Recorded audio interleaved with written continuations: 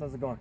So, one of the things I've kind of worked my way into is realizing how much less I need to throw the disc hard by simply holding on to the disc until this position.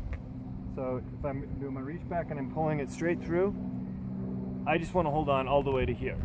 And I think probably the worst thing that I was doing was I broke a lot harder with my upper body, and it would slip out about here, and I would lose all of the real hit of the acceleration that's coming between here and here.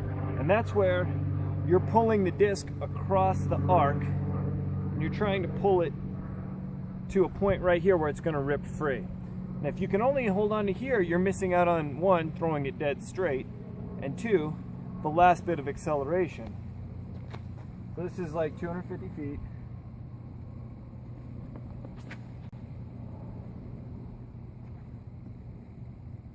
I am absolutely guilty of ending up in this position.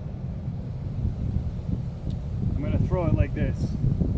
And the problem was, I would use all my momentum from my X step or my X hop that would be enough that I could twist my shoulders and throw it. So here's the problem, is we want to initiate our knee to open our hips. But if I'm horse stanced, I can't bend my knee, I can't drop it to the ground. I'm on my heel, my knee just doesn't bend this way. Try to open my hips with my foot on the ground, pointed backwards, and I think a lot of people will see an X step and they'll think, well, I need to point this foot here and throw it that way, or even less. I still do it this way. Although I'm on the ball of my foot, I'm just used to the sensation of my back foot being planted back a bit. So now what I'm trying to do is end up in my last two positions of ball of my foot into driving with my hip into my plant foot. But I can, since I'm angled this way, my knee, it's very easy to open my hips. So instead of being stuck basically like I can't open my hips, if I do this, I just bring my toe up, I can open my hips, but it's not nearly as efficient as if I keep my toe pointed on the same line that this one is. I can open my hips really quite easily. So the hard part is practicing it slowly, and I struggle with this all the time, is how to get into this position and practice it.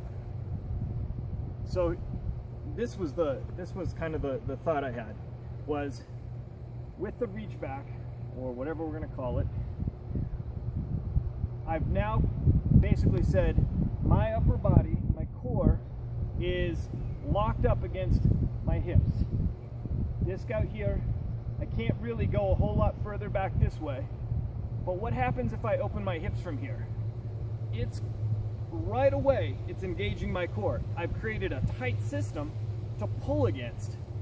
So I'm back and I'm planted, and now as I open my hips, my shoulders have nothing to do with doing it. They cannot open themselves because my hips are what's opening it. Just by doing this, dropping your knee, opening your hips up, this thing is coming around.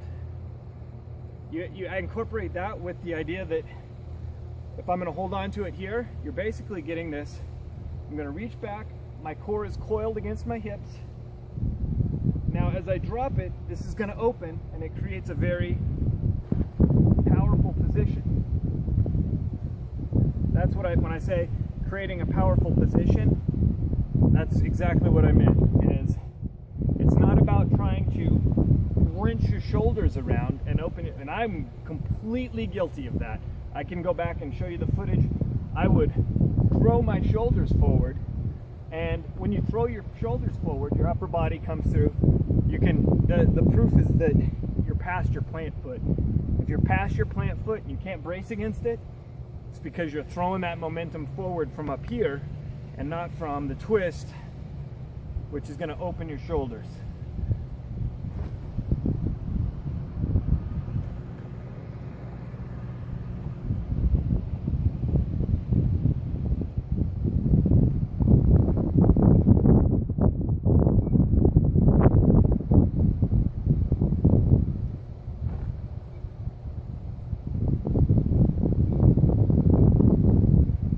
That was about 260 feet. In fact, I'll just point it.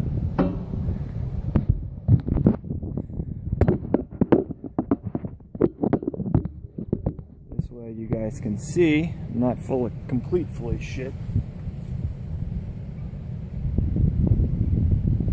Reach back, my core is locked up against my hips. If I drop my knee, my hips are going to open my core. I'm going to bring it through.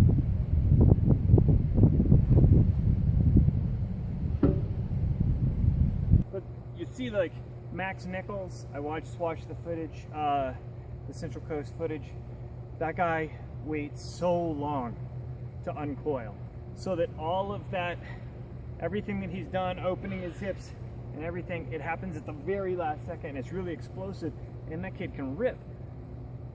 The biggest problem for me is that right now I'm just learning to try to keep it smooth, and so I think there's a balance between, you know, trying to amp up how far you can throw it by delaying basically how long you can wait to finish your reach back, start your reach back, and just getting smooth and getting the fundamentals right.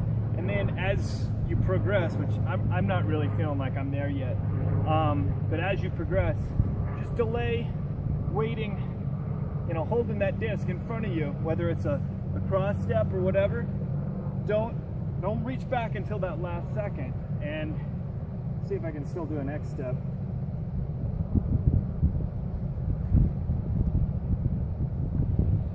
And it all happens a lot faster, and I'm going 50 feet further than I was before, but I do feel like I'm losing quite a bit of my accuracy.